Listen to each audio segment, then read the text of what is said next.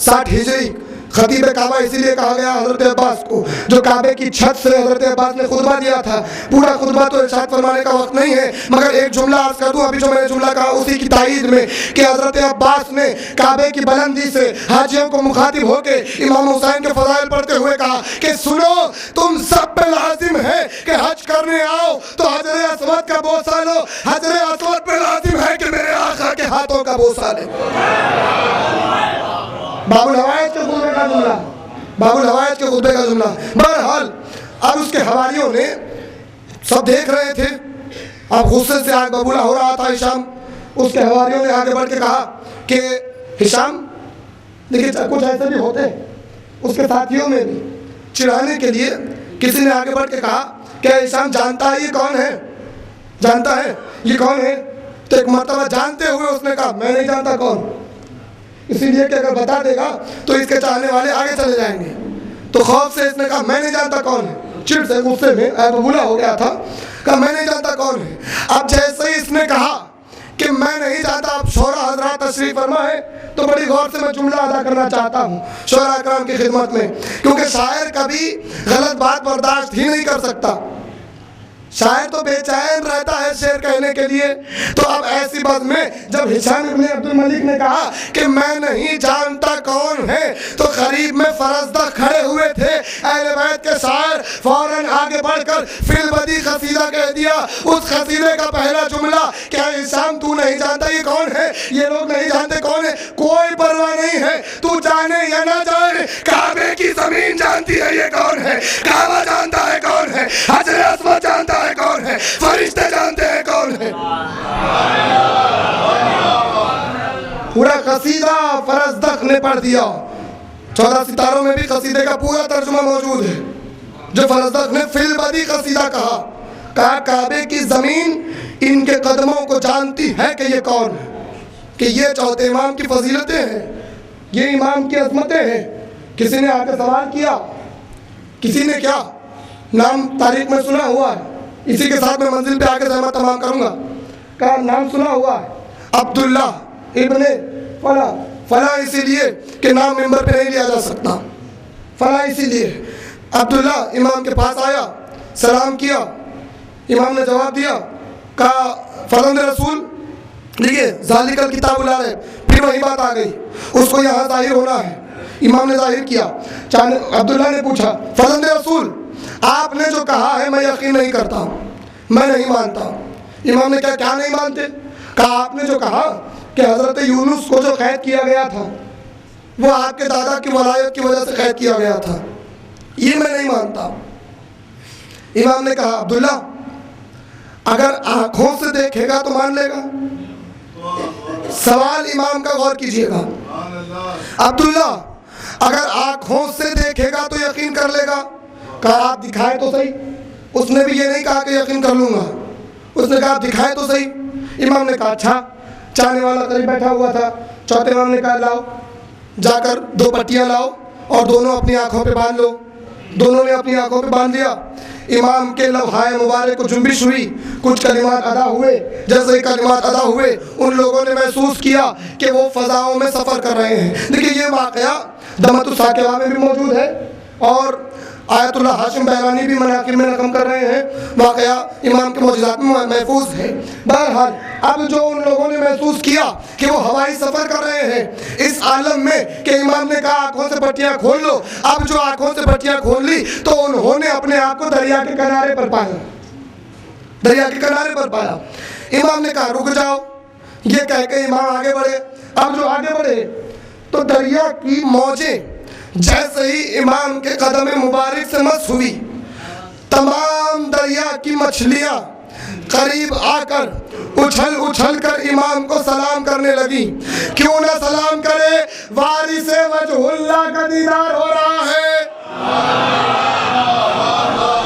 वजहुल्लाह के वारिस का दीदार हो रहा है। अब जो दीदार किया इमाम ने जवाब सलाम दे के जाने का हुक्म दिया। सब चले गए। जब सब वो मछलियाँ चली गईं तो एक बहुत बड़ी मछली नमूदार हुई। उसने इमाम को सलाम किया। इमाम ने जवाब सलाम दे के पूछा ऐ माही ये बता तेरा नाम क्या है? उसने कहा फर्जंद रसूल आप बेहतर जानते हैं मेरा नाम नून है। नून वाव नून, मेरा नाम नून है, आप जानते हैं। कहा अच्छा, अब ये बता कि यूनुस पैगंबर को क्या तेरे शिकम में कैद किया गया था? क्या तेरे पेट में कैद किया गया था? कहा हाँ फर्जंद रसूल, यूनुस पैगंबर को अल्लाह ने मेरे ही पेट में कैद रखा था। कहा अच्छा, अब बता कि क्यों कैद रखा था? देखिए ज़ालिकल किताबुल आरिफ इतना आसान नहीं है।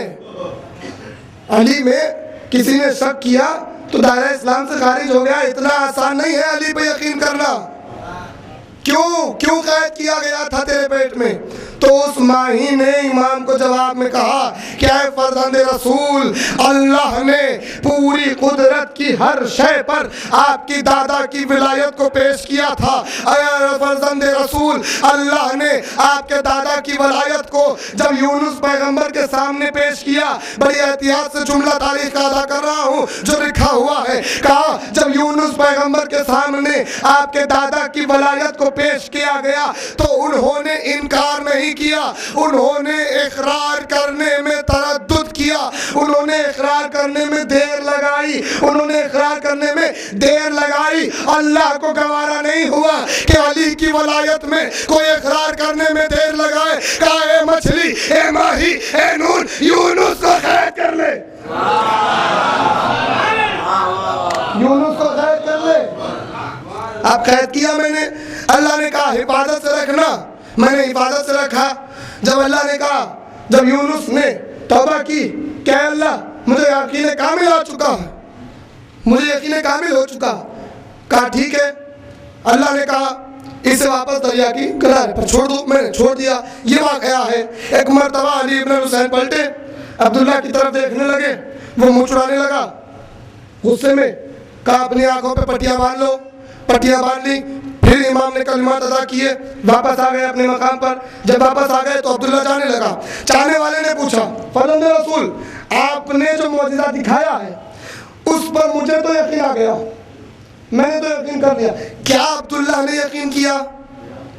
अब वो सवाल इमाम का क्या था, ऐ अब्दुल्ला क्या अपनी आंखों से देखेगा तो यकीन कर लेगा? सवाल किया था इमाम ने। चाहने वाले ने कहा मौला क्या उसने यकीन किया? तो इमाम ने कहा जाओ तुम उठो, अपने मकान से उठो, आगे जाओ, उससे मालूम करो कि वो क्या सोच रहा है, उसको यकीन हुआ या नहीं। चाहने वाला उठा, अब्दुल्ला के करीब गया, जाके अब्दुल्ला से पूछा अब्दुल्ला क्या इरादा है? कहा किस बात का इरादा? कहा अभी जो फर्जंद रसूल ने मौजिज़ा दिखाया तुम्हें इस बात का यकीन है?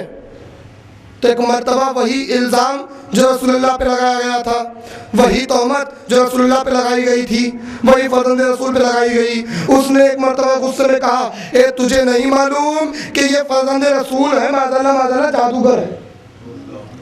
ये लफ्ज़ उसने इस्तेमाल किया। इमाम का कोई अमल अबस नहीं होता। इमाम ने क्यों भेजा अब्दुल्ला के पास? चाहने वाले को मालूम था इमाम को कि वो यकीन नहीं करने वाला, फिर क्यों भेजा?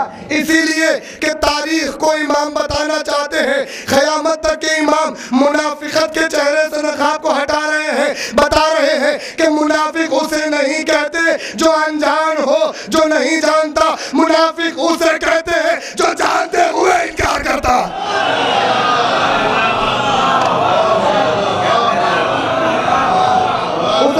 कहते हैं जो जानते हुए इनकार करता। और वलायत का मामला वाक़या तो हो गया, मगर पता क्या चला? पता ये चला कि ज़ालिकल किताब जो है, ये जो किताब में अगर किसी ने शक किया तो गुमराह हो गया।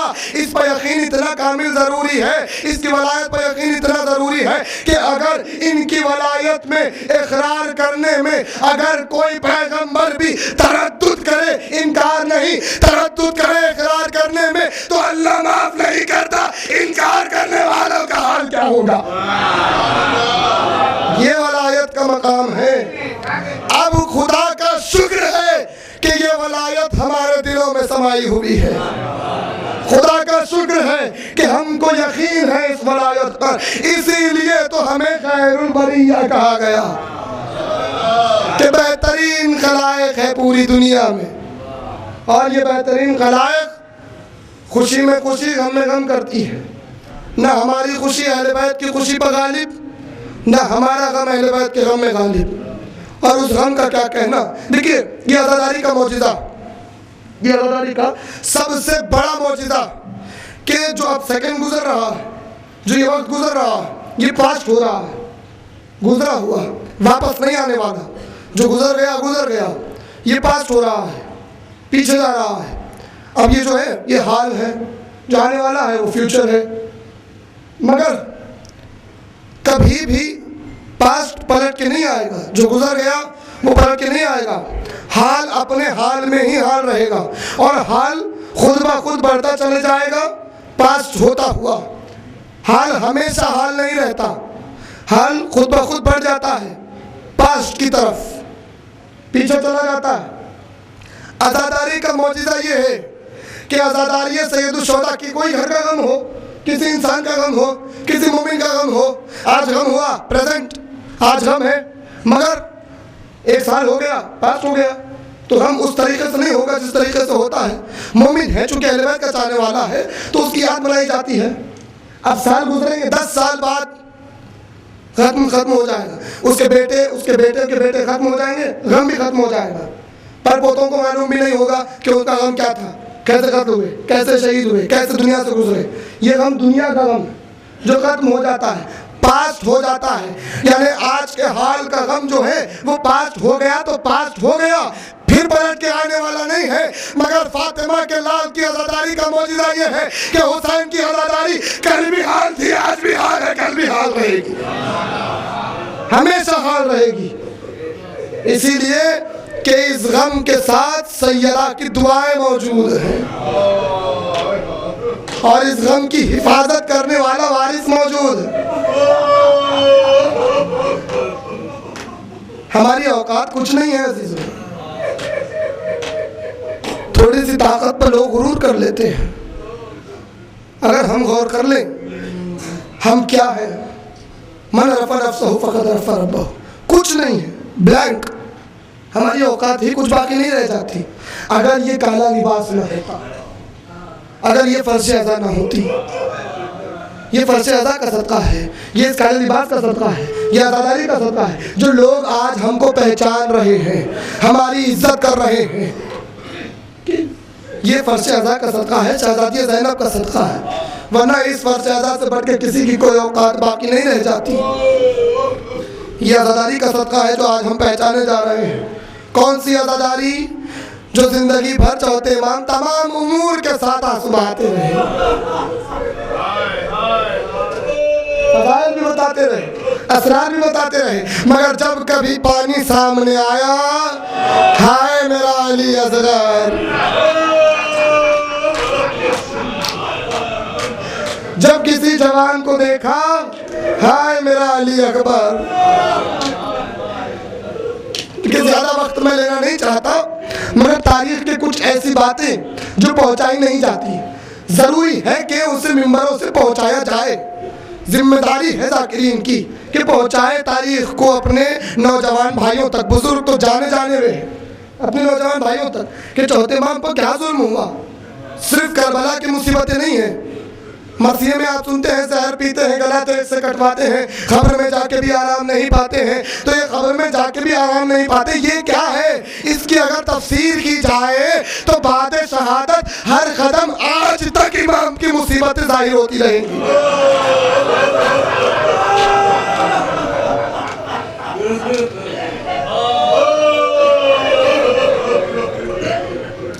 चौथे इमाम की जो नस्ल आगे बढ़ी नुमाया तौर पर, कुछ थोड़ा सा वक्त 5-10 मिनट का मैं लूँगा ताकि ये बातें मेरे नौजवान भाइयों तक पहुँचा दूँ। नुमाया तौर पर एक 5वां इमाम से आगे बढ़ी जो हाजिर इमाम तक मौजूद है, और एक ज़ैद शहीद से आगे बढ़ी। ज़ैद शहीद कि जिसकी नस्ल को ज़ैदी कहा जाता है, ज़ैद शहीद की नस्ल से आगे बढ़े।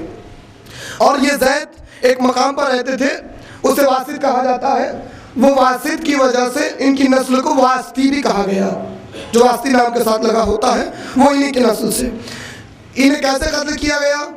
ये फर्जंद चौथे इमाम खबर में जाके भी आराम नहीं पाते हैं, तो चौथे इमाम को इस बेटे से भी बहुत मोहब्बत होगी ना।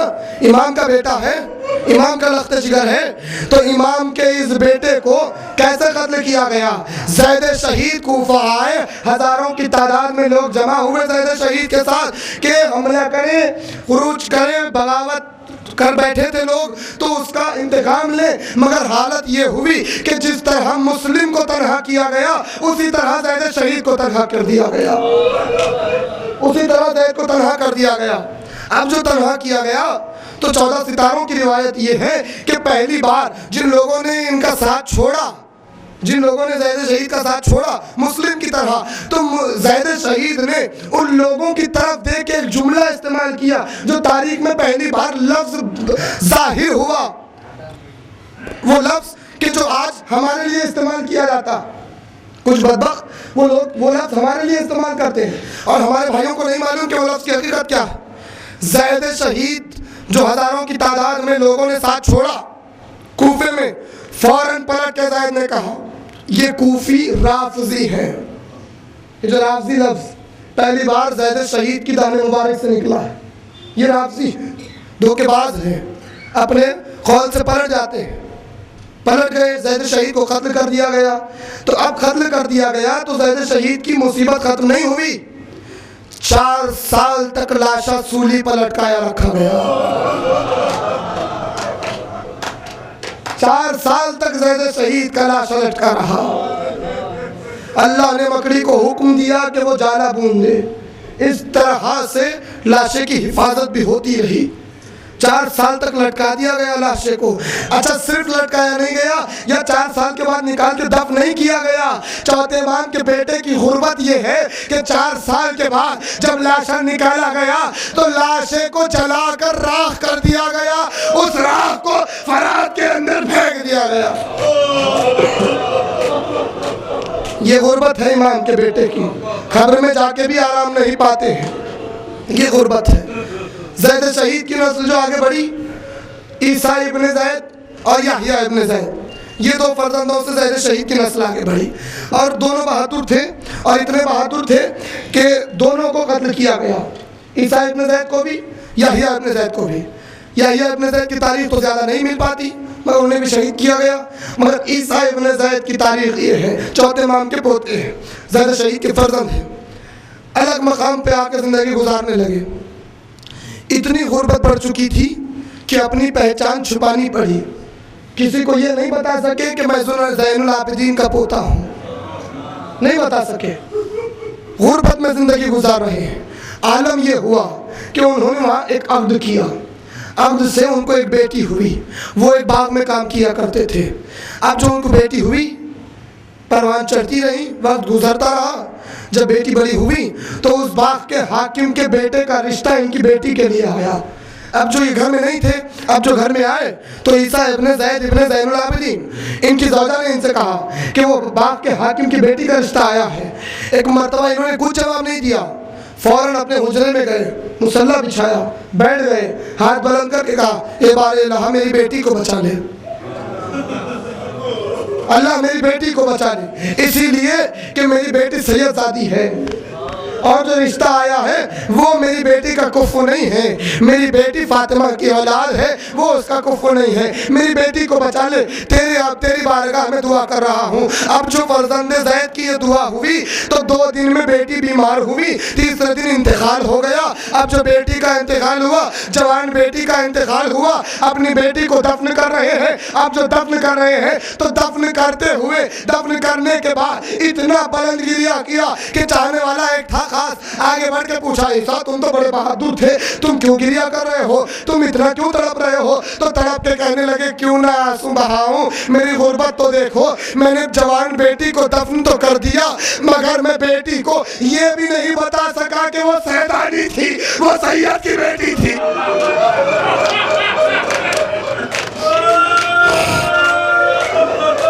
खबर में जाके भी आराम नहीं पाते हैं। ये गुर्बत मैं दस्ते अदब जोड़ के कहूँ, मैं दस्ते अदब जोड़ के कहूँ ईसा बेशक आपकी गुर्बत बड़ी अजमत है गुर्बत की कि आपने अपनी बेटी को ऐसे दफन किया कि उसे ये भी नहीं बता सके कि वो सैदानी थी। मगर ईसा मैं इतना अर्ज करूँ आपकी बारगाह में कि आप अपनी बेटी को दफन तो कर सके मगर दफन करते वक्त ईसा आपकी खुशनसीबी है कि आपके हाथ खुले हुए थे, आपके हाथ बने तो नहीं थे मगर आपका दादा छोटी सैदानी जिंदान में दफन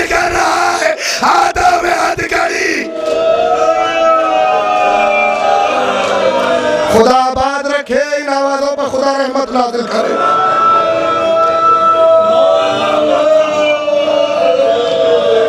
आज भी इमाम की कब्र पे साया, आज इमाम की कब्र वीरान पड़ी हुई है, लेकिन इससे बड़ी गुर्बत क्या हो सकती है हमारे लिए। अब न जाने इमाम ज़माना के दिल पर क्या गुजरती होगी जब अपने जद की कब्र का यूं आलम देखते हैं। बस दुआ इतनी है इन बहते हुए आंसुओं के साथ, बारे इलाहा ऐसा दिन नसीब फरमा दे कि हम सब इमाम चौथे इमाम की कब्र पर जाके मातम का नजराना पेश कर सके। ये गुर्बत है। मगर अजीजों, इमाम जब भी रोए, बस मैं मंजिल पर आ गया इख्तितामी मरहले पर, इमाम जब भी आंसू बहाए हैं, इमाम ने जब भी गिरिया किया, दरबार की मुसीबतों पर रोए, बाजारों की मुसीबतों पर रोए, जिंदान की मुसीबतों पर रोए, करबला वालों के शहीद, करबला के शहीदों पर रोए, इस तरह आंसू बहाते रहे।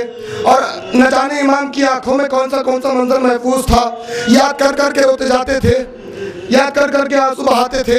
क्या आलम हो कि दरबार में, अभी आपने जिक्र सुना दरबार का भी, दरबार का क्या आलम हो कि अपने बाप के कटे हुए सर पर जुल्म होते हुए इमाम ने देखा, जालिम छड़ी लगा रहा था, इमाम तड़प रहे थे। ये तमाम मंजर इमाम की निगाहों में मौजूद रहे, इसी का जिक्र करके रोते रहे। मगर अजीजों, जो इमाम के बदन पर गुजरी थी, जो इमाम पर खुद पर गुजरी थी, कभी उसका तज़किरा इमाम ने नहीं किया, कभी उसका बयान इमाम ने नहीं किया। ये रास्ता उस वक्त खुला जब मेरा पांचवा इमाम अपने बाबा को गुस्ल कफन दे रहा था। 3 बार पांचवा इमाम बेहोश हुए। खुदा आबाद रखे रोने वालों को, कोई गम न दे शहजादी।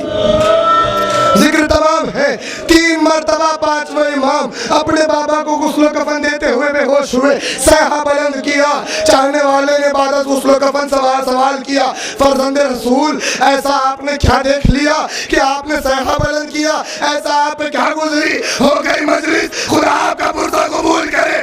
इमाम ने कहा, ए चाहने वाले, मैंने बड़ा अजीब मंजर देखा, खुदा किसी बेटे को ये मंजर न दिखाए जो ताख मेरे बाबा को करबला में पहनाई गई थी। आज तक निशान ताजा है मेरे बाबा का बदन जख्मों से चूर। हाय मेरा बाबा, ताजियानों के निशान, नो के नेज़ा के निशान, मेरे बाबा की गर्दन पर आज तक तो के निशान।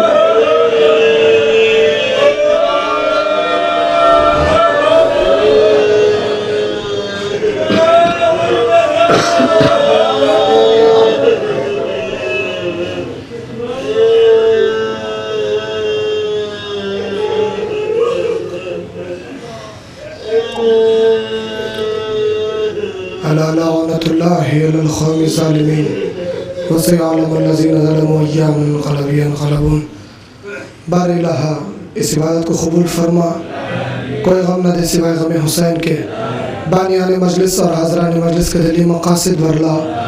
बार इलाहा कायनात में जहाँ जहाँ मोमिनीन बसते हैं, सबकी जान माल इज़्ज़त व आबरू ईमान का तहफ़्फ़ुज़ फरमा, दुश्मनाने अहले बैत को नीस्त नाबूद फरमा, हम सबको जल्द अज जल्द हज ज़ियारत से मुशर्रफ फरमा, इमाम ज़माना के ज़ुहूर में ताजील फरमा, हम सबको सरकार के नासिरों में शुमार फरमा।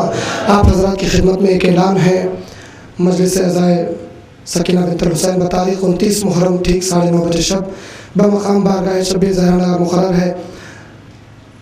फर्जंदान मीर अहमद अली साहब मरहूम सदर अंजुमन परवाना शब्बीर आप तमाम से शिरकत की गुजारिश करते हैं। मातम हुसैन।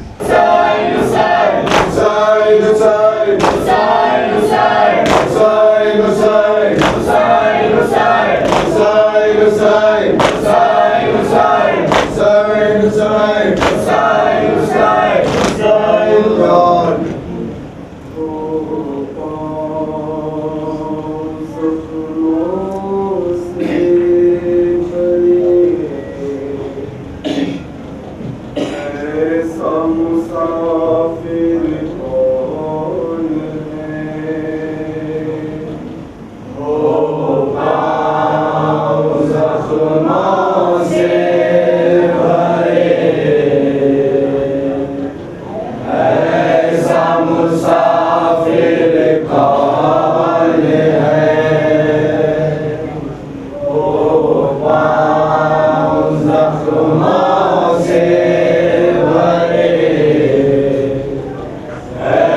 ऐसा मुसाफिर कौन है। रोते हो जिसको रास्ते, ऐसा मुसाफिर कौन है।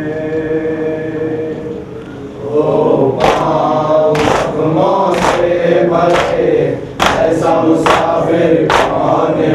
ओ पाँव जख्मों से भरे, ऐसा मुसाफिर कौन है। ओ पाँव जख्मों से भरे, ऐसा मुसाफिर कौन है। वतन जाने के लिए, को बचाने के लिए, वादा निभाने के लिए, को बचाने के लिए, वादा निभाने के लिए, को बचाने के लिए, घाटों पे जो चलता रहे, घाटों पे जो चलता रहे, जो चलता रहे, ऐसा मुसाफिर कौन है। ओ पाँव जख्मों से भरे, ऐसा मुसाफिर कौन है। ओ पाँव जख्मों से भरे, ऐसा मुसाफिर कौन है।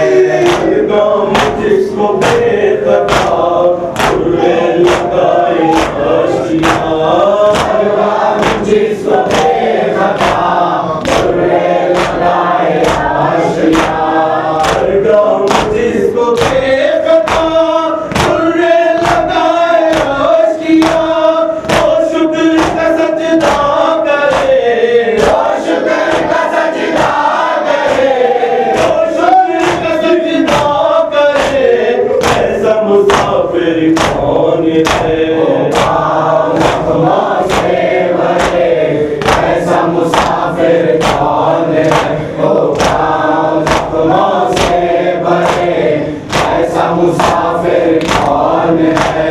तुझको खुदा का वास्ता देकर भला तू ही बता, तुझको खुदा का वास्ता देकर तू ही बता, तुझको खुदा का वास्ता देकर भला तू ही बता।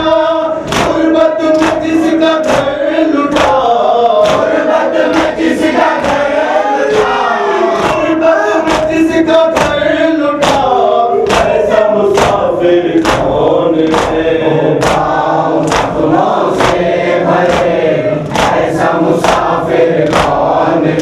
ओ पाँव जख्मों से भरे, ऐसा मुसाफिर कौन है।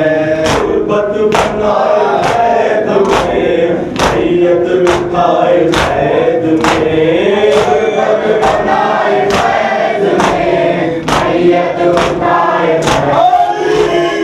गुर्बत बनाए कैद में, मैयत उठाए कैद में। पूछो जरा तारीख से, पूछो जरा तारीख से, पूछो जरा तारीख से, ऐसा मुसाफिर कौन है। ओ पाँव जख्मों से भरे। आगे अंजुमन मास्टरी शाम के मदारिस का आगाज़ बाद नमाज़ मगरिब कुमरवाड़ी ईदगाह निसा के मकान से होगा। और ओ अली अकबर,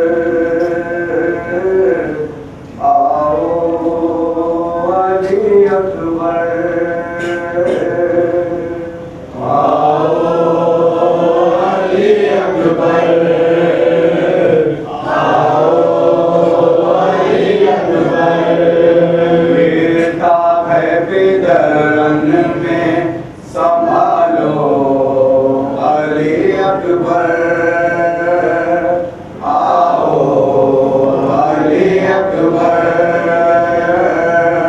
आओ अली अकबर, आओ अली अकबर।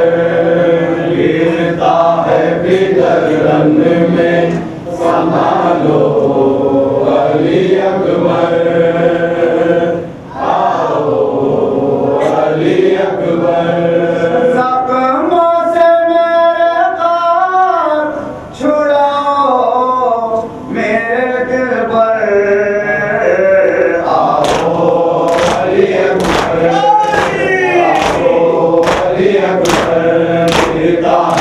सलाम